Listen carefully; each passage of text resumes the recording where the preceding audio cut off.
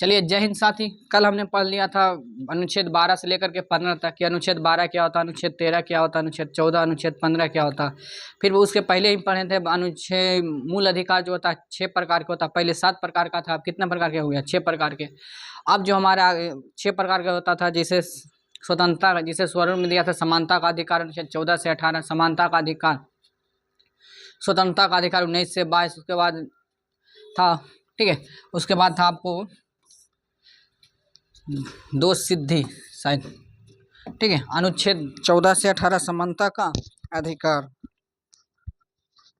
अनुच्छेद 14 से 18 समानता का अधिकार, ये हमारा मूल अधिकार है। ठीक है, मूल अधिकार में शुरू में पज्जा पर किसका है, भाग 3 पर किसका चित्र है? तो राम भगवान का है। राम भगवान कहाँ से आ रहे हैं? जब अयोध्या विजिट करके आ रहे थे, मतलब लंका विजिट करके अयोध्या लौट रहे थे, उसी का ये इमेज है। ठीक है, ये जो लिखे थे, कौन लिखे थे? ये इटालियन क्रम में लिखे थे, प्रेम बिहारी राम नारायण राम ज्यादा। ये जो कलाकृतियां दिए थे वो दिए थे आनंद कुछ का था, मनोहर सिन्हा, मनोहर लाल सिन्हा, मनोहर सिन्हा। आगे देखिएगा, ये सारा हमारा मौलिक अधिकार के ये चित्र है। आगे चलते हैं, ये देखिए हमारा जो अनुच्छेद कितना था,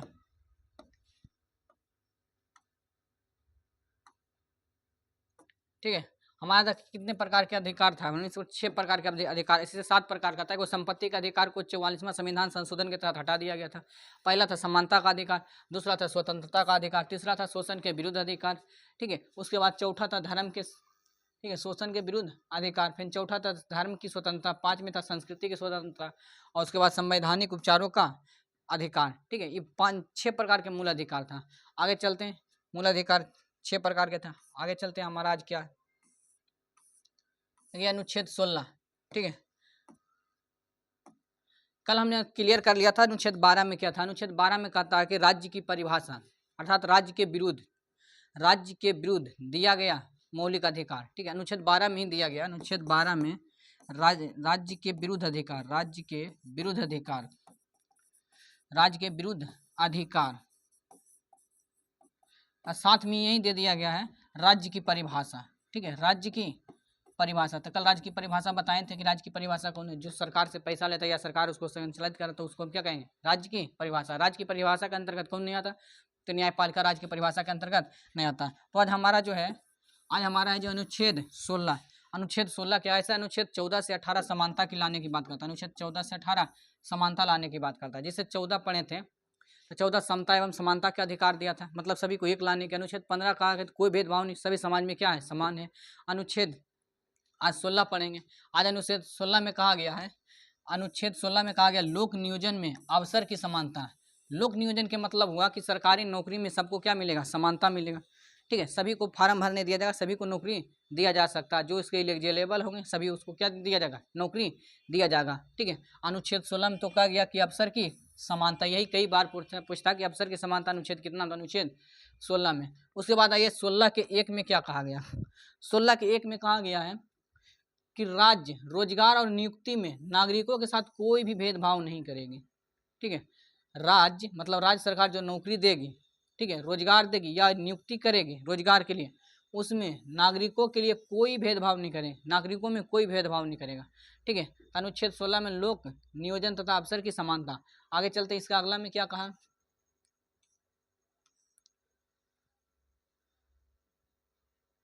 आगे देखिएगा 16 के 2,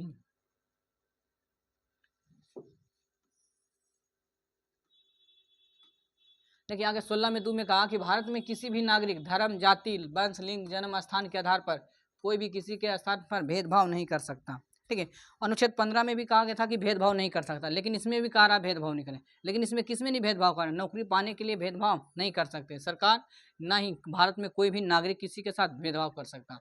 जैसे नौकरी पर है वहाँ आपसे कोई साथ भी भेदभाव नहीं किया जाएगा। इसमें 7 प्रकार के भेदभाव दिया गया। ठीक है, वंश, लिंग, धर्म, जाति, जन्म स्थान, मूल वंश, उद्भव और निवास सदन, ठीक है, निवास स्थान के आधार पर भेदभाव नहीं किया जाएगा। ये सब तो पता होगा। उद्भव के मतलब हुआ कि हम बिहार के हैं, जाके कहाँ यूपी से मांग रहे हैं रोजगार, ठीक है, तो वहाँ भी आपके साथ कोई भी भेदभाव नहीं किया जाएगा।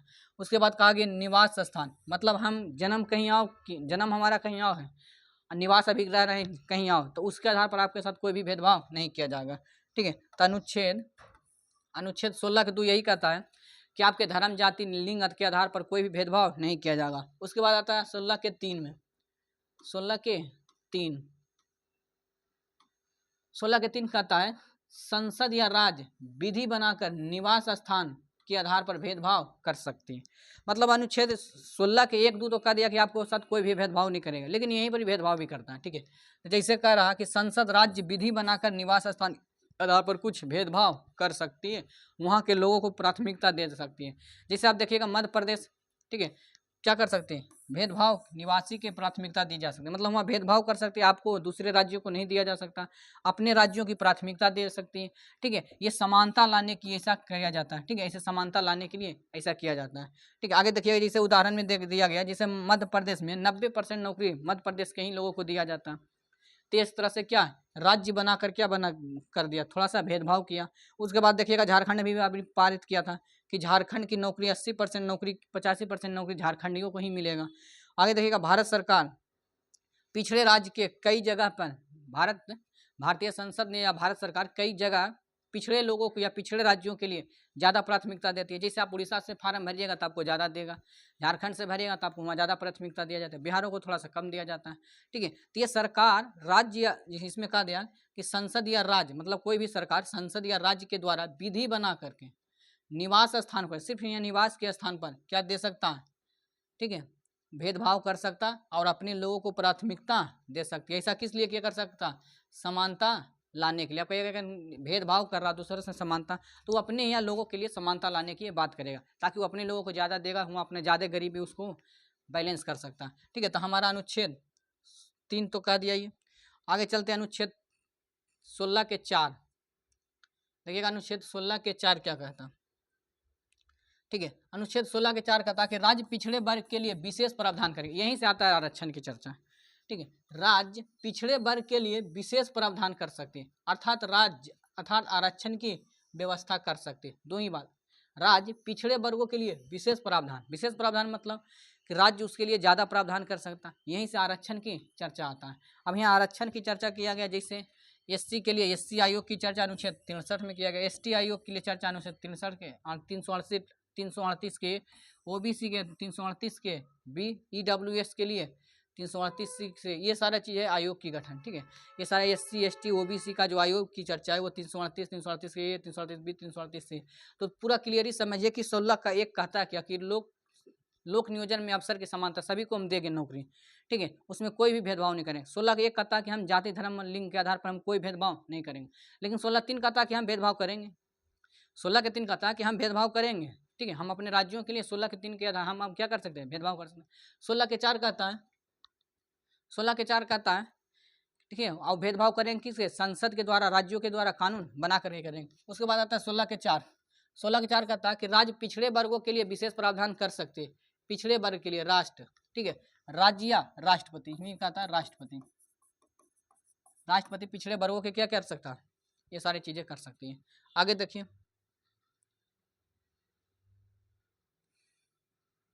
भारत में आरक्षण, ठीक है, ये अनुच्छेद ये दिया गया था, अनुच्छेद 16 के 4, अनुच्छेद 16 के जो 4 दिया गया था, ये कह रहा कि विशेष, ठीक है, छोटे जातियों के लिए या पिछड़े वर्गों के लिए हम क्या करेंगे, विशेष प्रावधान करेंगे।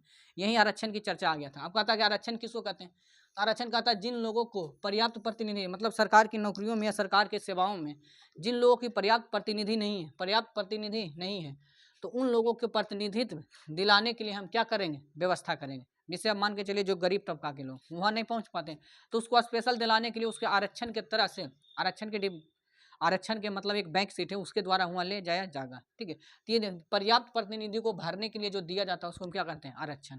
फिर कहता कि आरक्षण, ये जो आरक्षण दिया जाता है ये समानता लाने की बात करता है।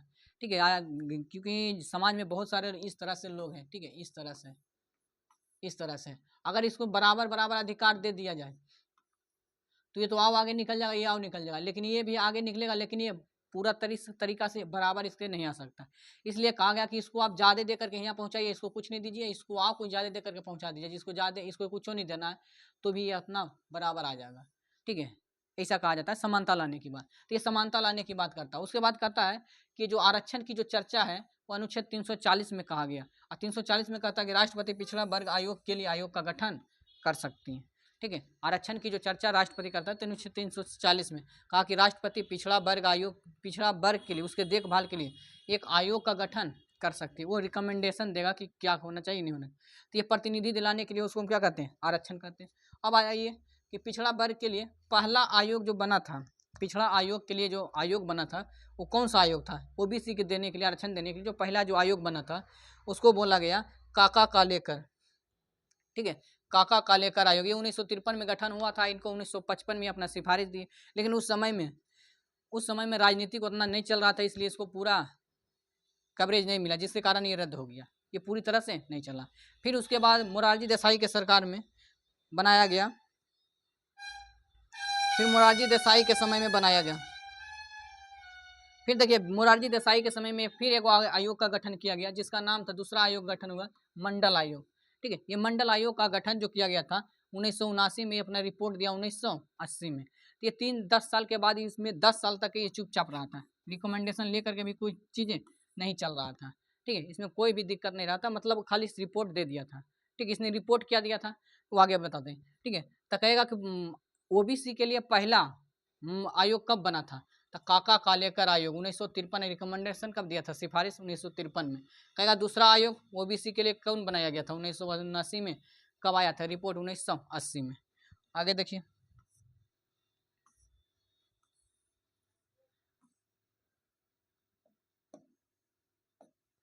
अब देखिए जो रिपोर्ट आया था वो भी मंडल आयोग का जो रिपोर्ट आया था, उसी समय मंडल कमंडल की राजनीति बहुत तेजी से हो गया था। अब कहा कि आयोग का रिपोर्ट क्या था, कहा कि ओबीसी में 27% के आरक्षण दिया जाना चाहिए, ओबीसी में 27% के आरक्षण दिया जाए, जबकि इसके पहले से एससी के लिए 15% आरक्षण था। ठीक है, एससी के लिए, जिसको मतलब शेड्यूल कास्ट, उसके लिए 15% आरक्षण था, एसटी के लिए 7.5% आरक्षण था। अब ये तीसरा जुड़ गया, कितना, 27% आरक्षण देने की बात कही। मंडल आयोग ने पिछड़े लोगों को या पिछड़े ओबीसी वाले लोगों को कहा कि आप 17%, इसको 27% आरक्षण दीजिए, क्योंकि ये जो इसकी संख्या है ना, जो ओबीसी की संख्या है, ये ओबीसी की संख्या 56% पूरा विश्व में, पूरा भारत में 56%, इसको 27% आरक्षण दिया जाना चाहिए। ठीक है, तब इसका अप्लीमेंट होगा। इसने वो रिकमेंडेशन दिया, इसमें सिफारिश दिया कि अभी 3743 जातियाँ हैं जो भी पूरी तरह से पिछड़ी है, सामाजिक रूप से और शैक्षणिक रूप से। ये सामाजिक और शैक्षणिक रूप से क्या है, पूरी तरह से पिछड़ा, इसलिए आप इसको क्या दीजिए, आरक्षण दे करके आगे बढ़ाइए, इसको आप बराबर में लाइए। ठीक है, 1990 में आयोग की सिफारिश को लागू कर दिया बीपी सिंह सरकार ने। बना था 1979 में, 1980 में अपना सिफारिश दिया, लेकिन 10 साल तक कोई काम नहीं हुआ। लेकिन जब बीपी सिंह सरकार बना तो इसने वादा किया था कि हम मंडल आयोग को क्या करेंगे, रिपोर्ट को लागू करेंगे। जैसे ही ये कहा कि हम लागू करेंगे तो इसने पूरी बहुमत से अपना जीत गया। जैसे ही जीता 1990 में बीपी सिंह ने लागू कर दिया, किसको, जैसे ही लागू कर दिया मंडल आयोग की सिफारिश, मतलब आरक्षण दे दिया, 27% आरक्षण किसको दे दिया गया, ओबीसी वाले को। अब क्या था, अब जो जनरल वाले लोग थे, ब्राह्मण थे, सवर्ण थे, ये सारे लोग पूरी तरह से विरोध प्रदर्शन या विरोध करने लगे, पूरी तरह से विरोध। ठीक है, यहाँ तक कि लोग अपने आप आत्महत्या करने लगे थे, मीडिया के सामने अपने आप जला कर, वो आगे दिखावेंगे, आगे दिखावेंगे उसका फोटो, अपने आप मतलब मीडिया के सामने अपने आप पेट्रोल छीट करके लहका लेना, इस तरह से विरोध किया गया था। लेकिन फिर भी सरकार ये नहीं मानी, सरकार कहा कि हम इसको लागू करके ही छोड़ेंगे। ठीक है, लेकिन हुआ कुछ नहीं।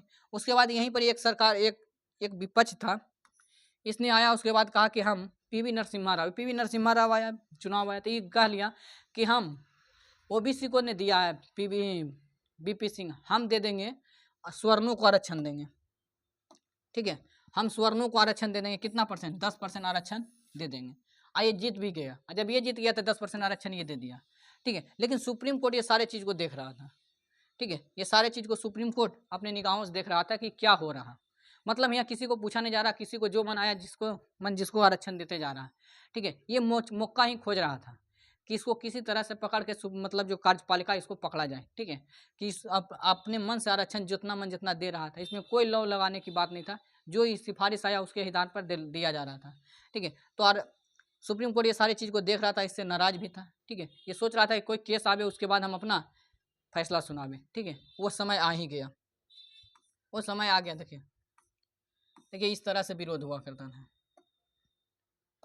ठीक है, 1990 के समय में इस तरह से बीपी सिंह के खिलाफ में, ये देखिए छात्र हैं, ये छात्र अपने आप में पेट्रोल छीट करके आग लगा लिया था, क्योंकि ये स्वर्ण था। उसमें बहुत सारे ब्राह्मणों ने अपनी आत्महत्या किया, बहुत सारे राजपूतों ने आत्महत्या किया कि हमारे हक छीन रही है सरकार।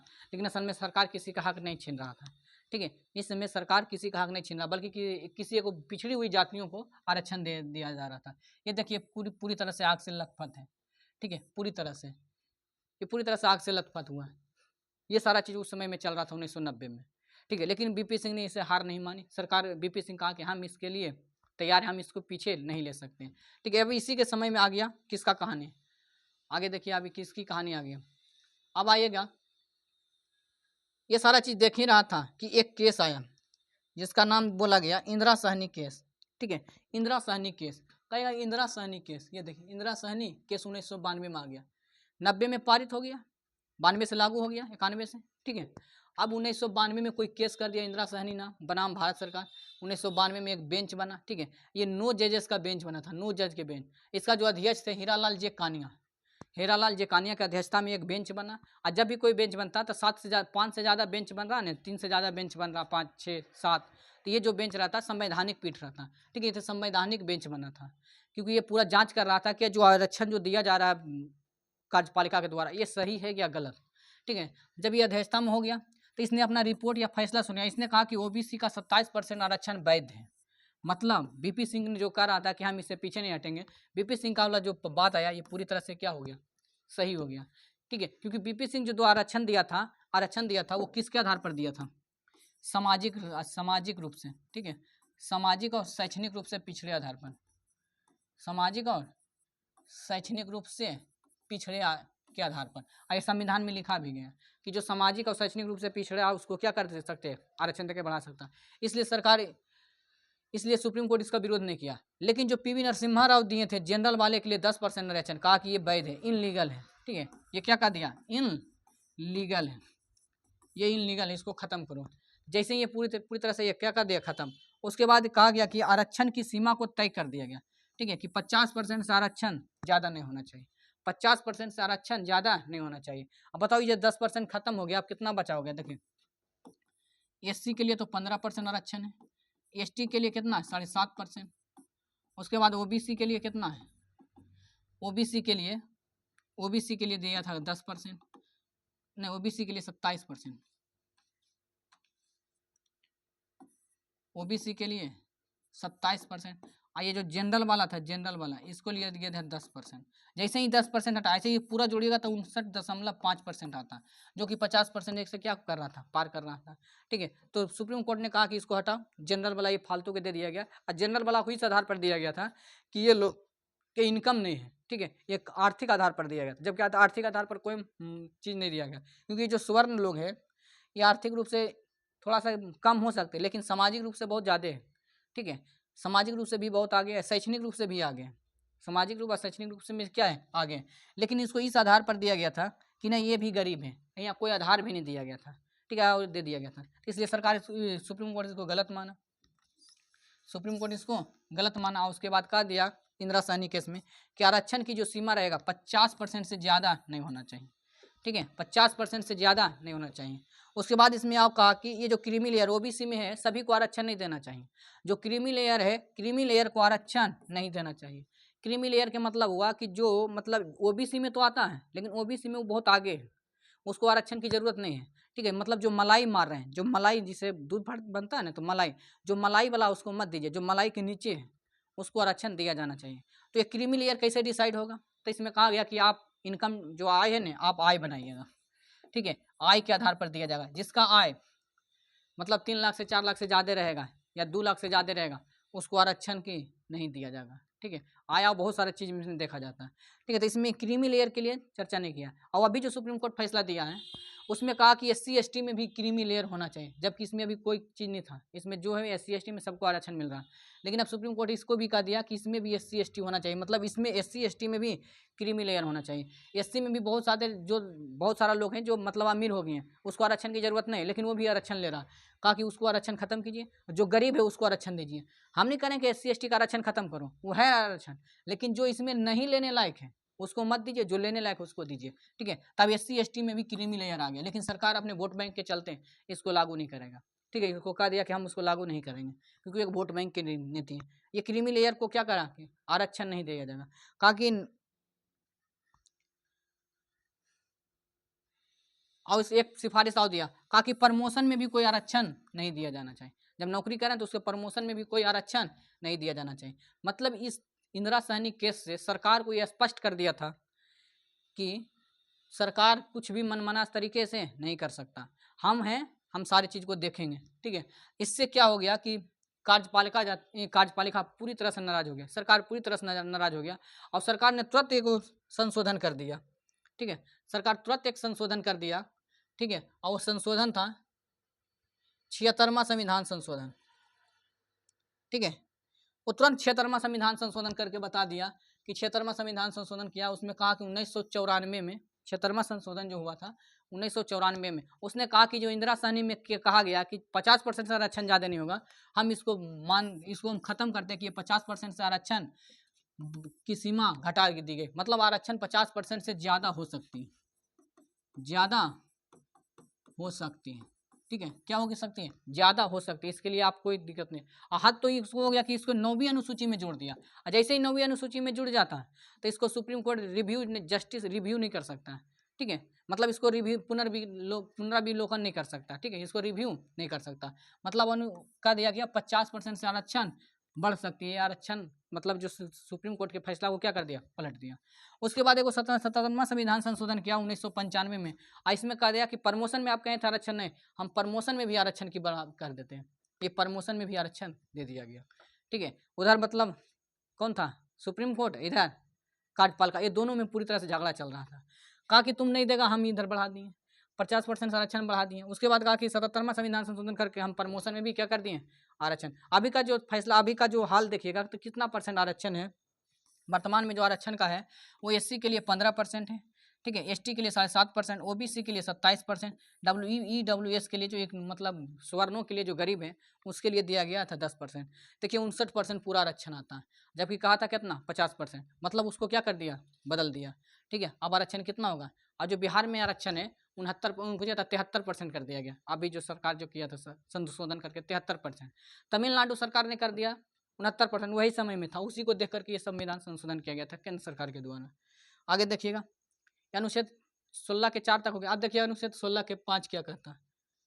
ठीक है, देखिए अनुच्छेद 16 के 4 के क में बोल दिया गया 77वां संविधान संशोधन के तहत कि प्रमोशन में भी हम क्या देंगे, आरक्षण। अभी बताए थे 1995 में संविधान संशोधन किया, उसको जोड़ दिया अनुच्छेद 16 के 4 के क में। 16 के 4 के क में कहा कि 77वां संविधान संशोधन के तहत हम प्रमोशन में भी क्या देंगे, आरक्षण देंगे। अनुच्छेद 16 के 5 कहता है कि धार्मिक संप्रदाय एवं धार्मिक संस्थाओं में, मतलब धार्मिक संप्रदाय मतलब कोई बड़ा संस्था चल रहा है जो धार्मिक रूप से और उसको सरकार चला रहा है, तो उस संस्था में जो आदमी रहेगा, जो नियुक्त होगा, जो काम करने जाएगा, वो धार्मिक ही होगा। ठीक है, मतलब उसी धर्म का होगा। जैसे कोई चल रहा है गुरुद्वारा, तो गुरुद्वारा अगर सरकार के द्वारा चलाया जा रहा है तो उसमें जो मेन आदमी होगा वो सिख का ही आदमी होगा।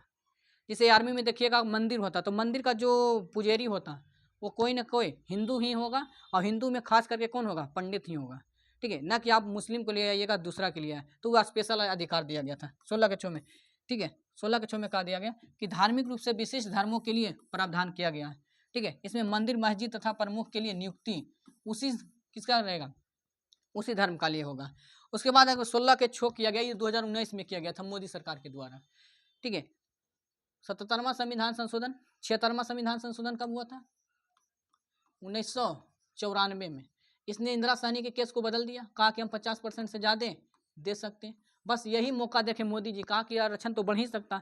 इसने ले आए 133वां संविधान संशोधन करके, उसके बाद कहें तीसरा संविधान संशोधन किए, और उसके बाद कहें 2019 में तीसरा संविधान संशोधन किया। उसके बाद कहा कि ये आर्थिक आधार पर हम गरीब स्वर्णों को 10% आरक्षण देंगे। मतलब आर्थिक आधार, मतलब पहले जो शैक्षणिक आधार था, अब सामाजिक आधार, अब उसको खत्म कर करके एक नया व्यवस्था ले आया, एक नया आधार ले आया, और वो आधार था आर्थिक आधार। ठीक है, ये आर्थिक आधार पर क्या दे दिया गया, आर्थिक आधार पर गरीब सवर्णों को 10% आरक्षण की व्यवस्था कर देगी।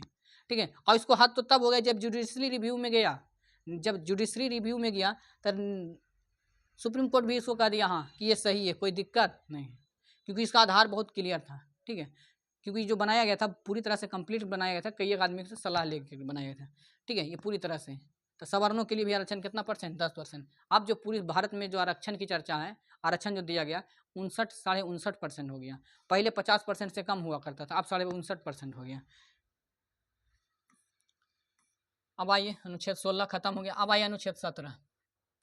ठीक है, अब देखिए अनुच्छेद 17 क्या कहता है। अनुच्छेद 17 कहता है अस्पृश्यता का अंत। अस्पृश्यता, अनटचेबिलिटी। अनटचेबिलिटी का मतलब हुआ कि आप किसी के साथ भेदभाव नहीं कर सकते, आप किसी के साथ छुआछूत नहीं कर सकते।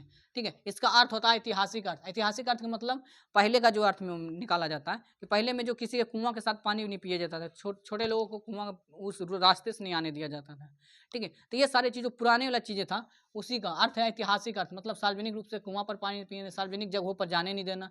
ठीक है, मंदिर में प्रवेश नहीं देना। ठीक है, ये सारी चीज़ों को आधार माना। उसके बाद कहा भीमराव अम्बेडकर में कि सबसे पहले इसी को हटाना, सब अस्पृश्यता का अंत। अनुच्छेद 17 में कह दिया अस्पृश्यता का अंत, मतलब छुआछूत कोई नहीं कर सकता। देखिए अस्पृश्यता का पाप है, किसने कहा था? महात्मा गांधी। अस्पृश्यता का अंत मतलब अस्पृश्यता एक पाप है, किसने कहा था? महात्मा गांधी। अस्पृश्यता करना मना है। इसमें दो बात कहा, अस्पृश्यता करना मना है, लेकिन अस्पृश्यता कर दिया तो ये दंडनीय अपराध है। करना मना है, नहीं कीजिए, लेकिन अगर कर दिए तो ये दंडनीय अपराध है। और ये दंडनीय अपराध के देख करके संसद ने अनुच्छेद 35 का प्रयोग करते हुए उसने अस्पृश्यता अपराध अधिनियम 1955 ले आया। अपराध अधिनियम 1955 ये मतलब कानून बनाए। ठीक है, अनुच्छेद 35 कहता है कि मूल अधिकार को सेपरेट करने के लिए या इसको बचाने के लिए या कोई छीन नहीं सके, इसलिए एक कानून बना दिया। ठीक है, तो नागरिकता कौन बनाया? अनुच्छेद 35 का प्रयोग करते हुए अस्पृश्यता अपराध अधिनियम 1955 ले आया। उसके बाद कहा गया अस्पृश्यता। ठीक है, उसके बाद इसको संशोधन करके 1955 वाला जो अधिनियम था इसको संशोधन करके 1976 लाया, जिसका नाम लिखा गया सिविल संरक्षण अधिकार अधिनियम। ठीक है, ये 1976 में लाया गया। फिर इसको भी संशोधन करके लाया गया SC ST उत्पीड़न एक्ट, जिसको हम आजकल बोलते हैं हरिजन एक्ट। ठीक है, इसी को हम बोलते हैं क्या? हरिजन एक्ट। ठीक है, अस्पृश्यता का पहले जो था 1955 में लाया कानून 35 को संशोधन करके कितना बदल दिया? नाम दे दिया गया अस्पृश्यता अपराध अधिनियम 1955। इसको संशोधन करके क्या बना दिया गया? सिविल संरक्षण अधिकार अधिनियम 1976। इसको भी संशोधन करके ले आया कौन? उत्पीड़न एक्ट। ठीक है, SC ST उत्पीड़न एक्ट। इसको कब लाया था? 1989 में। 1989 में कहा गया हरिजन एक्ट। अगर कहा गया कि आप छोटे लोगों से आप क्या करते हैं? छुआछूत करते हैं या उसके साथ मारपीट करते हैं, तो आप पर कौन सा केस लगेगा? 1989 के तरह आप तुरंत गिरफ्तार हो जाइएगा और 5 साल की सजा हो सकता है। इसमें जुर्माना की भी प्रावधान किया गया। ठीक है, अनुच्छेद 17 में पहला था कौन? संसद अनुच्छेद 35 का प्रयोग करके कौन सा नियम लाया? 1955 का नियम। 55 में संशोधन करके 1976 लाया। 76 से संशोधन करके 76 में जो लाया था सिविल संरक्षण अधिकार अधिनियम, उसको किस में बदल दिया? SC ST एक्ट में। यही SC ST एक्ट अब क्या चलता है? हरिजन एक्ट। ठीक है, यही हरिजन एक्ट लगता है। कहा जाता है कि हरिजन से नहीं लगना चाहिए, तो आप पर क्या लग जाएगा? हरिजन एक्ट। ये हरिजन एक्ट लग जाता था पहले तो आप पर तुरंत गिरफ्तार हो जाता था, तुरंत सजा भी हो सकती थी। उसके बाद आपको बेल नहीं दिया जाता था। पहले नंबर इसमें बेल की प्रावधान ही नहीं था। ठीक है, बेल तो जल्दी मिलेगा ही नहीं। इसको फिर संशोधन 2019 में कर करके 2019 में संशोधन किया और उसमें इसके बाद कहा गया इसको पुलिस पकड़ लेगी, लेकिन तुरंत सबूत की कमी में उसको फिर क्या कर दिया जाएगा? छोड़ दिया जाएगा। ठीक है, छोड़ दिया जाएगा। इसको फिर तुरंत बेल भी दे दिया जाएगा, तुरंत में बेल भी दे दिया जाएगा। इसके लिए कोई दिक्कत नहीं है। तो ये अनुच्छेद, ये नहीं तो पहले बहुत सारा चीज़ है इसका, बहुत मतलब जो छोटे जाति के लोग हैं बड़े जाति से जानबूझ के लड़ जाता था, उसके बाद उस पर किस पर लगा देता था केस? हरिजन एक्ट। उस पर वो हरिजन एक्ट तुरंत मार देता था। अब हरिजन एक्ट मार दिया, वो हरिजन एक्ट में कहा गया कि उसको अभी तुरंत गिरफ्तार कर लो और उसको पहले बेल नहीं दो। जैसे ही बेल नहीं देगा तुम जेल में रहेगा। उसके बाद आवेगा हाई कोर्ट, उसके बाद तुम मतलब जो रहता है कोर्ट तुम्हारा बेल देगा। ठीक है, आगे देखिए अनुच्छेद 17। अब आया अनुच्छेद 18। अनुच्छेद 18 में कहा गया उपाधियों का अंत। उपाधियों का अंत का मतलब क्या हुआ? मतलब कोई भी उपाधि नहीं रख सकते हैं। ठीक है, और कौन कौन सा उपाधि नहीं? पहले जो उपाधि रहता था चौधरी, ठीक है, अंग्रेज जो देता था राजा साहेब, ठीक है, राजा धीराज, दीवान बहादुर, नाइटहुड, विदेशी उपाधि और सारे बहुत सारे उपाधि दिया जाता था। ठीक है, अंग्रेजों को। अगर अंग्रेज के साथ आप लड़ रहे हैं तो आप अंग्रेज के लिए बढ़िया काम किए तो आपको राज बहादुर की उपाधि देता था। ठीक है, कोई अकबर के नाम दे दिया जाता था। अब वो सारे आप उपाधि आप नहीं रख सकते। हाँ, उपाधि कौन रख सकते हैं? शैक्षणिक, इसमें दे दिया गया सेना और शैक्षणिक के अलावे कोई भी उपाधि धारण नहीं कर सकते। ठीक है, कोई भी उपाधि धारण नहीं कर, जैसे MBBS के आप रख सकते हैं, PhD के लिए आप रख सकते हैं, कर्नल के रहेगा तो आप रख सकते हैं, महावीर चक्र के लिए आप क्या रख सकते हैं, इसका आप रख सकते हैं। ठीक है, विदेशी अगर कह रहा कि कोई अगर विदेशी उपाधि दे रहा तो आप जाकर के ले सकते हैं, किससे अनुमति लेकर के, राष्ट्रपति से अनुमति जाकर के ले सकते हैं, लेकिन उसको आप सरनेम में यूज नहीं कर सकते हैं। ठीक है, उसके बाद आया भारत रत्न भी कितने किसके तहत दिया जाता था, अनुच्छेद 18 के तहत। ठीक है, इसमें दिया जाता है, विदेशियों को भी दिया जाता है और भारत में दिया जाता है। ये अनुच्छेद जो भारत रत्न दिया जा रहा है 1954 से 1954 से दिया जा रहा है। ठीक है, ये 1954 से, तो अनुच्छेद 18 खत्म हो गया। अब चलते हैं अनुच्छेद 19।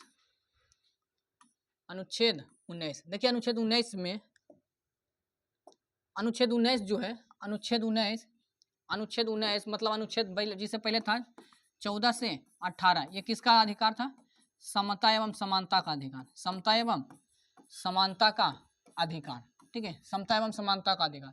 उसके बाद आया दूसरा नंबर में स्वतंत्रता का अधिकार, इसका अनुच्छेद कितना, अनुच्छेद 19 से 22। अच्छा, स्वतंत्रता का अधिकार मतलब इसमें क्या देता है, तो आपको बोलने की आज़ादी देती है। ठीक है, फ्रीडम स्पीच। असेंबली मतलब संगठन बनाने की आज़ादी देता है। आपको मूवमेंट मतलब आपको सभा करने की आज़ादी देता है। ठीक है, सेटलमेंट मतलब आप कहीं रह भी सकते हैं। ठीक है, आप प्रोफेशन भी कर सकते हैं, ये सारी चीज़ का आज़ादी देता कौन, हमारे अनुच्छेद 19 से 22। ठीक है, तो हम चलते हैं अगला अनुच्छेद 19। अनुच्छेद 19 में क्या दिया गया, या देखिए अनुच्छेद 19। ठीक है, अनुच्छेद 19 के देखिएगा तो दो प्रकार के देता है। अनुच्छेद 19 दो प्रकार के आपको अधिकार देता है। एक वो देता है अनुच्छेद 19 के 1, उसके बाद यहाँ से क ख ग घ 6, उसके बाद यहाँ से आता है 19 के 2, 19 के 2 में भी आता है 1 2 3 4। ठीक है, इसके विरोध में जस्ट दिया जाता है, लेकिन टीचर अधिकतर यही पढ़ा के निकल जाते हैं।